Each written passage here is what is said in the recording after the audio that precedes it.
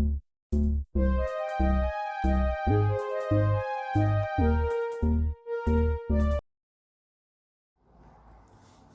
बच्चों, आज लेकर आई हूँ पॉलिटिकल साइंस।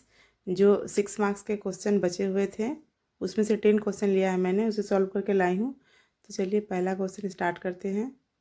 पहला है, लोकतंत्र के बारे में आप क्या समझते हैं, लिखिए। आंसर है, लोकतंत्र एक ऐसी सरकारी समस्या है जिसमें नागरिकों को अपनी सरकार चुनने का अधिकार होता है। यह एक ऐसी प्रणाली है जिसमें नागरिकों की भागीदारी को महत्व दिया जाता है और सरकार को जवाबदेह बनाया जाता है। लोकतंत्र का इतिहास बहुत पुराना है और इसके विकास में कई महत्वपूर्ण घटनाएं और व्यक्तियों का योगदान रहा है। प्राचीन एथेंस में लोकतंत्र की शुरुआत हुई थी, जहां नागरिकों को अपनी सरकार चुनने का अधिकार था। लोकतंत्र की मुख्य विशेषताएं हैं। पहला है, नागरिकों की भागीदारी। लोकतंत्र में नागरिकों की अपनी सरकार चुनने का अधिकार होता है। दूसरा है, सरकार की जवाबदेही। लोकतंत्र में सरकार को नागरिकों के प्रति जवाबदेह होना पड़ता है। तीसरा है, कानून और शासन। लोकतंत्र में कानून का शासन होता है जो नागरिकों के अधिकारों की रक्षा करता है। विपक्ष की भूमिका। लोकतंत्र में विपक्ष की भूमिका महत्वपूर्ण होती है, जो सरकार की नीतियों की आलोचना करता है और सरकार को जवाबदेह बनाता है। भारत में लोकतंत्र की स्थापना 1947 में हुई थी, जब देश में ब्रिटिश शासन से स्वतंत्रता प्राप्त की थी। भारत का संविधान 1950 में लागू हुआ था, जिसने देश को एक लोकतांत्रिक गणराज्य घोषित किया था। लोकतंत्र के कई फायदे हैं, जिनमें से कुछ प्रमुख फायदे हैं। पहला है, नागरिकों की स्वतंत्रता। लोकतंत्र में नागरिकों को अपने विचारों और अभिव्यक्ति की स्वतंत्रता होती है। दूसरा है, सरकार की जवाबदेही। लोकतंत्र में सरकार को नागरिकों के प्रति जवाबदेह होना पड़ता है। तीसरा है, कानून का शासन। लोकतंत्र में कानून का शासन होता है जो नागरिकों की रक्षा करता है। हालांकि लोकतंत्र के कुछ नुकसान भी है, जिनमें से कुछ प्रमुख नुकसान निम्नलिखित है। राजनीतिक अस्थिरता। लोकतंत्र में राजनीतिक अस्थिरता की समस्या हो सकती है जब सरकार को बदलने के लिए नागरिकों को वोट देना पड़ता है। दूसरा है, भ्रष्टाचार। लोकतंत्र में भ्रष्टाचार की समस्या हो सकती है जब सरकारी अधिकारी अपने पद का दुरुपयोग करते हैं। वोट की खरीद फरोख्त। लोकतंत्र में वोट की खरीद फरोख्त की समस्या हो सकती है जब राजनीतिक दल नागरिकों को वोट देने के लिए पैसे या अन्य लाभ देते हैं। इस प्रकार लोकतंत्र एक ऐसी सरकारी व्यवस्था है जो नागरिकों को अपनी सरकार चुनने का अधिकार देते हैं। दूसरा क्वेश्चन है, लोकतंत्र के विभिन्न रूपों का वर्णन कीजिए। हमारा आंसर है, लोकतंत्र एक ऐसी सरकारी व्यवस्था है जिसमें नागरिकों को अपनी सरकार चुनने का अधिकार होता है। लोकतंत्र के विभिन्न रूप हैं, जिनमें से प्रत्येक की अपनी विशेषताएं और लाभ हैं। यहाँ लोकतंत्र के कुछ प्रमुख रूपों का वर्णन किया गया है। प्रत्यक्ष लोकतंत्र। प्रत्यक्ष लोकतंत्र में नागरिक सीधे सरकारी नीतियों और कानूनों का निर्णय लेते हैं। इस प्रकार के लोकतंत्र में नागरिकों को सीधे वोट देने का अधिकार होता है। प्रत्यक्ष लोकतंत्र के उदाहरण हैं स्विट्जरलैंड और ग्रीस पे देखे जा सकते हैं। अप्रत्यक्ष लोकतंत्र है। अप्रत्यक्ष लोकतंत्र में नागरिक सरकारी नीतियों और कानूनों का निर्णय लेने के लिए प्रतिनिधियों का चयन करते हैं। इस प्रकार के लोकतंत्र में नागरिकों को प्रतिनिधियों को वोट देने का अधिकार होता है। अप्रत्यक्ष लोकतंत्र के उदाहरण भारत, अमेरिका और ब्रिटेन में देखे जा सकते हैं। अगला है, संघीय लोकतंत्र। संघीय लोकतंत्र में सरकारी शक्तियों को केंद्र सरकार और राज्य सरकारों के बीच विभाजित किया जाता है। इस प्रकार के लोकतंत्र में केंद्र सरकार और राज्य सरकारें दोनों ही नागरिकों के प्रति जवाबदेह होती हैं। संघीय लोकतंत्र के उदाहरण अमेरिका, कनाडा और ऑस्ट्रेलिया में देखे जा सकते हैं। एकात्मक लोकतंत्र। एकात्मक लोकतंत्र में सरकारी शक्तियों को केंद्र सरकार के पास केंद्रीय किया जाता है। इस प्रकार के लोकतंत्र में केंद्र सरकार नागरिकों के प्रति जवाबदेह होती है। एकात्मक लोकतंत्र के उदाहरण ब्रिटेन, फ्रांस और जापान में देखे जा सकते हैं। अगला है, सामाजिक लोकतंत्र। सामाजिक लोकतंत्र में सरकारी नीतियों और कानूनों का निर्णय लेने में नागरिकों की भागीदारी को बढ़ावा दिया जा सकता है। इस प्रकार के लोकतंत्र में नागरिकों को अपनी सरकार को चुनने का अधिकार होता है, साथ ही उन्हें सरकारी नीतियों और कानूनों के निर्माण में भी भाग लेने का अवसर मिलता है। सामाजिक लोकतंत्र के उदाहरण स्वीडन, डेनमार्क और नॉर्वे में देखे जा सकते हैं। अगला है, पार्टी लोकतंत्र। पार्टी लोकतंत्र में राजनीतिक दलों को सरकारी शक्तियों का प्रयोग करने का अधिकार होता है। इस प्रकार के लोकतंत्र में राजनीतिक दलों को नागरिकों द्वारा चुना जाता है और वे सरकारी नीतियों और कानूनों का निर्णय लेते हैं। पार्टी लोकतंत्र के उदाहरण जर्मन, इटली और स्पेन में देखे जा सकते हैं।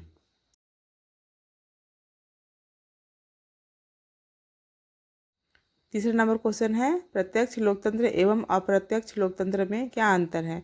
आंसर है, प्रत्यक्ष लोकतंत्र और अप्रत्यक्ष लोकतंत्र दो प्रकार की लोकतांत्रिक व्यवस्थाएं हैं जिनमें नागरिकों की भागीदारी और सरकारी निर्णय लेने की प्रक्रिया में अंतर होता है। प्रत्यक्ष लोकतंत्र में नागरिक सीधे सरकारी नीतियों और कानूनों का निर्णय लेते हैं। इस प्रकार के लोकतंत्र में नागरिकों को सीधे वोट देने का अधिकार होता है और वे अपनी प्रतिनिधियों का चयन नहीं करते। प्रत्यक्ष लोकतंत्र में नागरिकों की भागीदारी अधिक होती है और वे सीधे सरकारी निर्णय लेने में भाग लेते हैं। प्रत्यक्ष लोकतंत्र के उदाहरण स्विट्जरलैंड और ग्रीस में देखे जा सकते हैं, जहां नागरिकों को सीधे वोट देने का अधिकार होता है और वे सरकारी नीतियों और कानूनों का निर्णय लेते हैं। दूसरा है अप्रत्यक्ष लोकतंत्र। अप्रत्यक्ष लोकतंत्र में नागरिक सरकारी नीतियों और कानूनों का निर्णय लेने के लिए प्रतिनिधियों का चयन करते हैं। इस प्रकार के लोकतंत्र में नागरिकों को प्रतिनिधियों को वोट देने का अधिकार होता है और वे सरकारी निर्णय लेने में भाग नहीं लेते हैं। अप्रत्यक्ष लोकतंत्र में नागरिकों की भागीदारी कम होती है और वे अपने प्रतिनिधियों के माध्यम से सरकारी निर्णय लेने में भाग लेते हैं। अप्रत्यक्ष लोकतंत्र के उदाहरण भारत, अमेरिका और ब्रिटेन में देखे जा सकते हैं, जहां नागरिकों को प्रतिनिधियों को वोट देने का अधिकार होता है और वे सरकारी नीतियों और कानूनों का निर्णय लेने में भाग नहीं लेते हैं। इन दोनों में अंतर है जो इस प्रकार है। प्रत्यक्ष लोकतंत्र और अप्रत्यक्ष लोकतंत्र में निम्नलिखित अंतर है। पहला है नागरिकों की भागीदारी। प्रत्यक्ष लोकतंत्र में नागरिकों की भागीदारी अधिक होती है, जबकि अप्रत्यक्ष लोकतंत्र में नागरिकों की भागीदारी कम होती है। दूसरा है सरकारी निर्णय लेने की प्रक्रिया। प्रत्यक्ष लोकतंत्र में नागरिक सीधे सरकारी नीतियों और कानूनों का निर्णय लेते हैं, जबकि अप्रत्यक्ष लोकतंत्र में नागरिक प्रतिनिधियों का चयन करते हैं जो सरकारी नीतियों और कानूनों का निर्णय लेते हैं। तीसरा है प्रतिनिधित्व। प्रत्यक्ष लोकतंत्र में नागरिकों को सीधे वोट देने का अधिकार होता है, जबकि अप्रत्यक्ष लोकतंत्र में नागरिकों को इस प्रकार प्रत्यक्ष लोकतंत्र और अप्रत्यक्ष लोकतंत्र दोनों ही लोकतांत्रिक व्यवस्थाएं हैं, लेकिन उनमें नागरिकों की भागीदारी और सरकारी निर्णय लेने की प्रक्रिया अलग अलग होती है। चौथा नंबर क्वेश्चन है, लोकतंत्र की विशेषताओं का वर्णन कीजिए। आंसर है, लोकतंत्र एक ऐसे सरकारी व्यवस्था है जिसमें नागरिकों को अपनी सरकार चुनने का अधिकार होता है। लोकतंत्र की विशेषताएं निम्नलिखित है। नागरिकों की भागीदारी। लोकतंत्र में नागरिकों को अपनी सरकार चुनने का अधिकार होता है। वे अपने प्रतिनिधियों का चयन करते हैं जो सरकारी नीतियों और कानूनों का निर्णय लेते हैं। स्वतंत्र और निष्पक्ष चुनाव।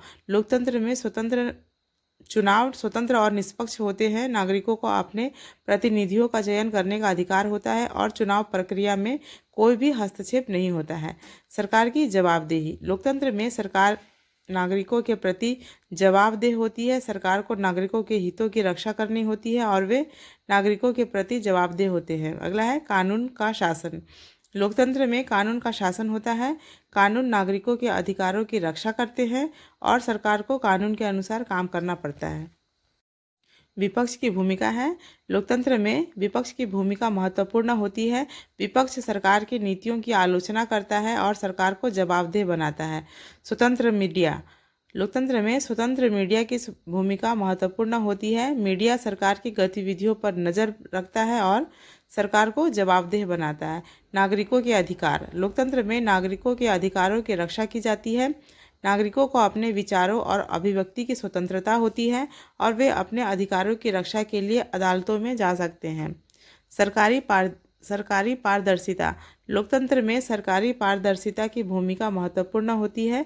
सरकार को अपनी गतिविधियों के बारे में नागरिकों को सूचित करना होता है और वे अपनी गतिविधियों के बारे में पारदर्शी होते हैं। इस प्रकार लोकतंत्र एक ऐसी सरकारी व्यवस्था है जिसमें नागरिकों को अपनी सरकार चुनने का अधिकार होता है और सरकार नागरिकों के प्रति जवाबदेह होती है। लोकतंत्र की विशेषताएं। नागरिकों के अधिकारों की रक्षा करती है और सरकार को जवाबदेह बनाती है। 5वां नंबर क्वेश्चन है, लोकतंत्र के गुणों का वर्णन कीजिए। आंसर है, लोकतंत्र एक ऐसी सरकारी व्यवस्था है जिसमें नागरिकों को अपनी सरकार चुनने का अधिकार होता है। लोकतंत्र के कई गुण हैं जो इसे एक आदर्श सरकारी व्यवस्था बनाते हैं। यहाँ लोकतंत्र के कुछ प्रमुख गुणों का वर्णन किया गया है। स्वतंत्रता और समानता। लोकतंत्र में नागरिकों को स्वतंत्रता और समानता का अधिकार होता है। वे अपने विचारों और अभिव्यक्ति की स्वतंत्रता का आनंद लेते हैं और उन्हें समान अधिकार और अवसर प्राप्त होते हैं। न्याय और निष्पक्षता। लोकतंत्र में न्याय और निष्पक्षता का पालन किया जाता है। न्यायपालिका स्वतंत्र और निष्पक्ष होती है और वह नागरिकों के अधिकारों की रक्षा करती है। जवाबदेही और पारदर्शिता। लोकतंत्र में सरकारी नागरिकों के प्रति जवाबदेह होती है। सरकार को अपनी गतिविधियों के बारे में नागरिकों को सूचित करना होता है और वह अपनी गतिविधियों के बारे में पारदर्शी होती है।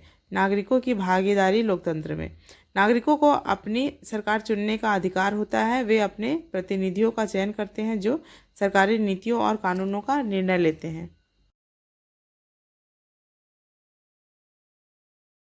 विपक्ष की भूमिका है। विपक्ष की भूमिका लोकतंत्र में। विपक्ष की भूमिका महत्वपूर्ण होती है। विपक्ष सरकार की नीतियों की आलोचना करता है और सरकार को जवाबदेह बनाता है। स्वतंत्र मीडिया। लोकतंत्र में स्वतंत्र मीडिया की भूमिका महत्वपूर्ण होती है। मीडिया सरकार की गतिविधियों पर नजर रखता है और सरकार को जवाबदेह बनाता है। नागरिकों के अधिकार की रक्षा। लोकतंत्र में नागरिकों के अधिकारों की रक्षा की जाती है। नागरिकों को अपने विचारों और अभिव्यक्ति की स्वतंत्रता होती है और उन्हें समान अधिकार और अवसर प्राप्त होते हैं। आर्थिक विकास। लोकतंत्र में आर्थिक विकास को बढ़ावा दिया जाता है। इसमें पैराग्राफ बना के लिखिएगा आप लोग। इसमें सब जॉइंट हो चुका है इसलिए आप लोग पैराग्राफ बना के लिखिएगा अलग अलग पैराग्राफ के हिसाब से।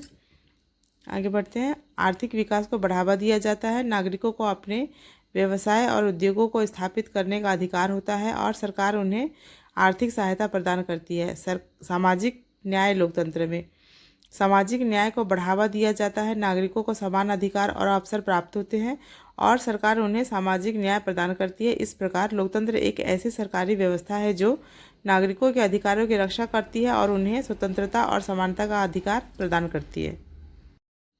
6वां नंबर क्वेश्चन है, लोकतंत्र के दोषों का वर्णन कीजिए। आंसर है, लोकतंत्र एक ऐसी सरकारी व्यवस्था है जिसमें नागरिकों को अपनी सरकार चुनने का अधिकार होता है। हालांकि लोकतंत्र के कुछ दोष भी हैं जो इसकी प्रभावशीलता को कम कर सकते हैं। यहाँ लोकतंत्र के कुछ प्रमुख दोषों का वर्णन किया गया है। राजनीतिक अस्थिरता। लोकतंत्र में राजनीतिक अस्थिरता की समस्या हो सकती है जब सरकार को बदलने के लिए नागरिकों को वोट देना पड़ता है, तो इससे राजनीति अस्थिरता की स्थिति उत्पन्न हो सकती है। दूसरा है भ्रष्टाचार। लोकतंत्र में भ्रष्टाचार की समस्या हो सकती है जब सरकारी अधिकारी अपने पद का दुरुपयोग करते हैं, तो इससे भ्रष्टाचार की समस्या उत्पन्न हो जाती है। अगला है वोट की खरीद फरोख्त। लोकतंत्र में वोट की खरीद फरोख्त की समस्या हो सकती है जब राजनीतिक दल नागरिकों को वोट देने के लिए पैसे या अन्य लाभ देते हैं, तो इससे वोट की खरीद फरोख्त की समस्या उत्पन्न हो सकती है। अगला है नागरिकों की उदासीनता। लोकतंत्र में नागरिकों की उदासीनता की समस्या हो सकती है जब नागरिक अपने अधिकारों और कर्तव्यों के प्रति उदासीन होते हैं, तो इससे लोकतंत्र की प्रभावशीलता कम हो सकती है। राजनीतिक दलों की संख्या में वृद्धि। लोकतंत्र में राजनीतिक दलों की संख्या में वृद्धि की समस्या हो सकती है। जब राजनीतिक दलों की संख्या में वृद्धि होती है, तो इससे राजनीतिक अस्थिरता की समस्या उत्पन्न हो सकती है। नागरिकों के अधिकारों का हनन। लोकतंत्र में नागरिकों के अधिकारों का हनन की समस्या हो सकती है। जब सरकार नागरिकों के अधिकारों का हनन करती है, तो इससे लोकतंत्र की प्रभावशीलता कम हो सकती है। आर्थिक असमानता। लोकतंत्र में आप लोग पैराग्राफ बनाकर लिखिएगा। आर्थिक असमानता की समस्या हो सकती है जब नागरिकों के बीच आर्थिक असमानता होती है, तो इसमें सामाजिक अस्थिरता की समस्या उत्पन्न हो सकती है। सामाजिक असमानता। लोकतंत्र में सामाजिक असमानता की समस्या हो सकती है जब नागरिकों के बीच सामाजिक असमानता होती है, तो इसमें सामाजिक अस्थिरता की समस्या उत्पन्न हो सकती है। पर्यावरणीय समस्या। लोकतंत्र में पर्यावरणीय समस्या की समस्या हो सकती है जब सरकार पर्यावरणीय समस्याओं का समाधान नहीं करती, तो इससे पर्यावरणीय संकट की समस्या उत्पन्न हो सकती है। 7वां नंबर क्वेश्चन है, लोकतंत्र की सफलता की शर्तें क्या क्या हैं। आंसर है लोकतंत्र एक ऐसी सरकारी व्यवस्था है जिसमें नागरिकों को अपनी सरकार चुनने का अधिकार होता है। लोकतंत्र की सफलता के लिए कई शर्तें होनी चाहिए। यहाँ लोकतंत्र की सफलता की कुछ प्रमुख शर्तें हैं। पहला है स्वतंत्र और निष्पक्ष चुनाव। लोकतंत्र की सफलता के लिए स्वतंत्र और निष्पक्ष चुनाव आवश्यक है। चुनाव प्रक्रिया में कोई भी हस्तक्षेप नहीं होना चाहिए और नागरिकों को अपने प्रतिनिधियों का चयन करने का अधिकार होना चाहिए। दूसरा है स्वतंत्र मीडिया। लोकतंत्र की सफलता के लिए स्वतंत्र मीडिया आवश्यक है। मीडिया को सरकारी गतिविधियों पर नज़र रखनी चाहिए और नागरिकों को सूचित करना चाहिए। तीसरा है न्यायपालिका की स्वतंत्रता। लोकतंत्र की सफलता के लिए न्यायपालिका की स्वतंत्रता आवश्यक है। न्यायपालिका को सरकारी नीतियों और कानूनों की व्याख्या करनी चाहिए और नागरिकों के अधिकारों की रक्षा करनी चाहिए। चौथा नंबर है नागरिकों की शिक्षा और जागरूकता। लोकतंत्र की सफलता के लिए नागरिकों की शिक्षा और जागरूकता आवश्यक है। नागरिकों को अपने अधिकारों और कर्तव्यों के बारे में जागरूक होना चाहिए और सरकारी नीतियों और कानूनों के बारे में शिक्षित होना चाहिए। पांचवा है राजनीतिक दलों की भूमिका। लोकतंत्र की सफलता के लिए राजनीतिक दलों की भूमिका आवश्यक है। राजनीतिक दलों को नागरिकों के हितों का प्रतिनिधित्व करना चाहिए और सरकारी नीतियों और कानूनों का निर्णय लेने में भाग लेना चाहिए। छठवां है सरकारी पारदर्शिता। लोकतंत्र की सफलता के लिए सरकारी पारदर्शिता आवश्यक है। सरकार को अपनी गतिविधियों के बारे में नागरिकों को सूचित करना चाहिए और अपनी गतिविधियों के बारे में पारदर्शी होना चाहिए। सातवां है नागरिकों की भागीदारी। लोकतंत्र की सफलता के लिए नागरिकों की भागीदारी आवश्यक है। नागरिकों को अपने अधिकारों और कर्तव्यों के बारे में जागरूक होना चाहिए और सरकारी नीतियों और कानूनों के निर्णय लेने में भाग लेना चाहिए। आठवां है आर्थिक विकास। लोकतंत्र की सफलता के लिए आर्थिक विकास आवश्यक है। सरकार को आर्थिक विकास को बढ़ावा देना चाहिए और नागरिकों को आर्थिक अवसर प्रदान होने चाहिए। 8वां नंबर क्वेश्चन है अधिनायकवाद का वर्णन कीजिए। आंसर है अधिनायकवाद एक ऐसी राजनीतिक व्यवस्था है जिसमें एक व्यक्ति या एक छोटे समूह को पूर्ण शक्ति और अधिकार प्राप्त होते हैं। इस प्रकार की व्यवस्था में नागरिकों को अपने अधिकारों और स्वतंत्रता से वंचित किया जाता है और सरकार के निर्णयों का पालन करना अनिवार्य होता है। अधिनायकवाद की विशेषताएं। पहला है एक व्यक्ति या समूह की पूर्ण शक्ति। अधिनायकवाद में एक व्यक्ति या एक छोटे समूह को पूर्ण शक्ति और अधिकार प्राप्त होते हैं। दूसरा है नागरिकों के अधिकारों का हनन। अधिनायकवाद में नागरिकों को अपने अधिकारों और स्वतंत्रता से वंचित किया जाता है। तीसरा है सरकार के निर्णयों का पालन। अधिनायकवाद में सरकार के निर्णयों का पालन करना अनिवार्य होता है। चौथा है विपक्ष की अनुमति नहीं। अधिनायकवाद में विपक्ष की अनुमति नहीं होती है और सरकार के विरोध में बोलना या लिखना प्रतिबंधित होता है। पांचवा है स्वतंत्र मीडिया की अनुमति नहीं। अधिनायकवाद में स्वतंत्र मीडिया की अनुमति नहीं होती है और सरकार के नियंत्रण में मीडिया को चलाया जाता है। अधिनायकवाद के उदाहरण हैं। पहला है नाजी जर्मनी। नाजी जर्मनी एक अधिनायकवादी शासन था जिसमें एडोल्फ हिटलर को पूर्ण शक्ति और अधिकार प्राप्त थे। दूसरा है फासीवादी इटली। फासीवादी इटली एक अधिनायकवादी शासन था जिसमें बेनिटो मुसोलिनी को पूर्ण शक्ति और अधिकार प्राप्त थे। तीसरा है सोवियत संघ। सोवियत संघ एक अधिनायकवादी शासन था जिसमें कम्युनिस्ट पार्टी को पूर्ण शक्ति और अधिकार प्राप्त थे। चौथा है उत्तर कोरिया। उत्तर कोरिया एक अधिनायकवादी शासन है जिसमें किम परिवार को पूर्ण शक्ति और अधिकार प्राप्त है। अधिनायकवाद के नुकसान। पहला है नागरिकों के अधिकारों का हनन। अधिनायकवाद में नागरिकों को अपने अधिकारों और स्वतंत्रता से वंचित किया जाता है। दूसरा है विपक्ष की अनुमति नहीं। अधिनायकवाद में विपक्ष की अनुमति नहीं होती है और सरकार के विरोध में बोलना या लिखना प्रतिबंधित होता है। तीसरा है स्वतंत्र मीडिया की अनुमति नहीं। अधिनायकवाद में स्वतंत्र मीडिया की अनुमति नहीं होती है और सरकार के नियंत्रण में मीडिया को चलाया जाता है। चौथा है आर्थिक विकास की कमी। अधिनायकवाद में आर्थिक विकास की कमी होती है क्योंकि सरकार के नियंत्रण में अर्थव्यवस्था को चलाया जाता है। 9वां नंबर है अधिनायकवाद के विभिन्न प्रकारों का वर्णन कीजिए। आंसर है अधिनायकवाद एक ऐसी राजनीतिक व्यवस्था है जिसमें एक व्यक्ति या एक छोटे समूह को पूर्ण शक्ति और अधिकार प्राप्त होते हैं। अधिनायकवाद के विभिन्न प्रकार हैं जिसमें से प्रत्येक की अपनी विशेषताएं और लक्षण हैं। यहाँ अधिनायकवाद के कुछ प्रमुख प्रकारों का वर्णन किया गया है। पहला है सैन्य अधिनायकवाद। सैन्य अधिनायकवाद एक ऐसी व्यवस्था है जिसमें सैन्य बलों को पूर्ण शक्ति और अधिकार प्राप्त होते हैं। इस प्रकार के अधिनायकवाद में सैन्य अधिकारी सरकार के निर्णयों का निर्माण करते हैं और देश को चलाते हैं। उदाहरण है, म्यांमार में सैन्य अधिनायकवाद का उदाहरण देखा जा सकता है, जहां सैन्य बलों ने देश पर नियंत्रण किया हुआ है। दूसरा, राजनीतिक अधिनायकवाद। राजनीतिक अधिनायकवाद एक ऐसी व्यवस्था है जिसमें एक राजनीतिक दल या एक व्यक्ति को पूर्ण शक्ति और अधिकार प्राप्त होते हैं। इस प्रकार के अधिनायकवाद में राजनीतिक दल या व्यक्ति सरकार के निर्णयों का निर्माण करते हैं और देश को चलाते हैं। उदाहरण है, उत्तर कोरिया में राजनीतिक अधिनायकवाद का उदाहरण देखा जा सकता है, जहां किम परिवार को पूर्ण शक्ति और अधिकार प्राप्त है। तीसरा है आर्थिक अधिनायकवाद। आर्थिक अधिनायकवाद एक ऐसी व्यवस्था है जिसमें एक व्यक्ति या एक समूह को पूर्ण आर्थिक शक्ति और अधिकार प्राप्त होते हैं। इस प्रकार के अधिनायकवाद में व्यक्ति या समूह आर्थिक नीतियों का निर्माण करते हैं और देश की अर्थव्यवस्था को चलाते हैं। उदाहरण में है, सऊदी अरब में आर्थिक अधिनायकवाद का उदाहरण देखा जा सकता है, जहां राजकुमारों को पूर्ण आर्थिक शक्ति और अधिकार प्राप्त है। चौथा है धार्मिक अधिनायकवाद। धार्मिक अधिनायकवाद एक ऐसी व्यवस्था है जिसमें एक धार्मिक समूह या एक व्यक्ति को पूर्ण शक्ति और अधिकार प्राप्त होते हैं। इस प्रकार के अधिनायकवाद में धार्मिक समूह या व्यक्ति धार्मिक नीतियों का निर्माण करते हैं और देश को चलाते हैं। उदाहरण है, ईरान में धार्मिक अधिनायकवाद का उदाहरण देखा जा सकता है, जहां आयतुल्लाह को पूर्ण शक्ति और अधिकार प्राप्त है। पांचवा है साम्यवादी अधिनायकवाद। साम्यवादी अधिनायकवाद एक ऐसी व्यवस्था है जिसमें एक साम्यवादी दल या एक व्यक्ति को पूर्ण शक्ति और अधिकार प्राप्त होते हैं। इस प्रकार के अधिनायकवाद में साम्यवादी दल या व्यक्ति सरकार के निर्णयों का निर्माण करते हैं और देश को चलाते हैं।